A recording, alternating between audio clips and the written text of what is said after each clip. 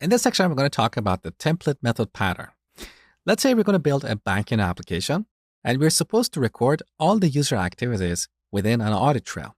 So every time the user performs a task, we should record who did what and when within an audit trail.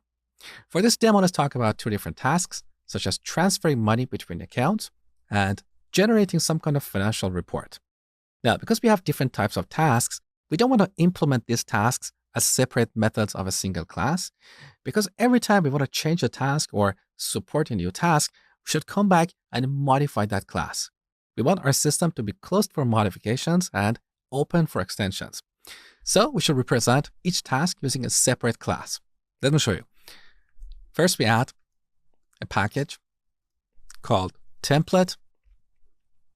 In this package, we add a new class called transfer money task.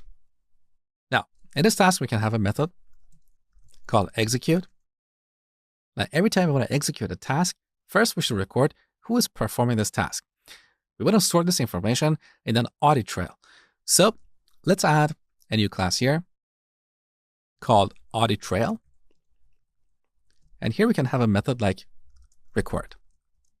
Now, in the real application, this method needs a parameter for capturing information about who is performing the current task. But here we're going to leave that out for simplicity.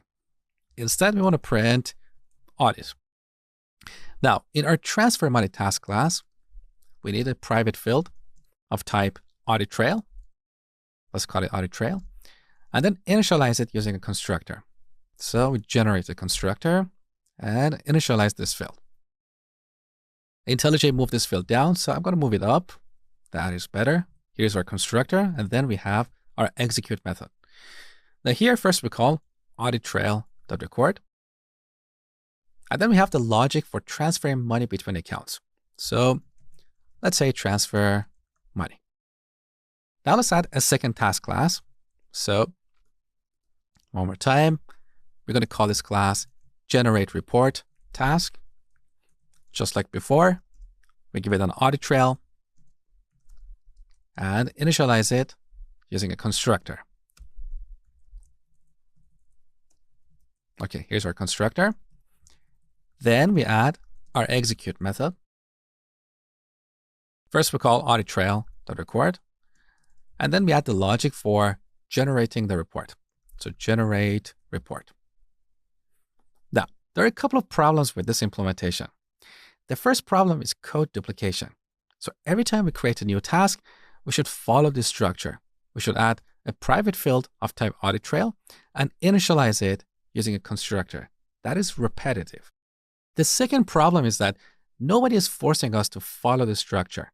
What if tomorrow I join this company as a new software engineer and create a new task class without following the structure? My task class is not going to record the current task in an audit trail.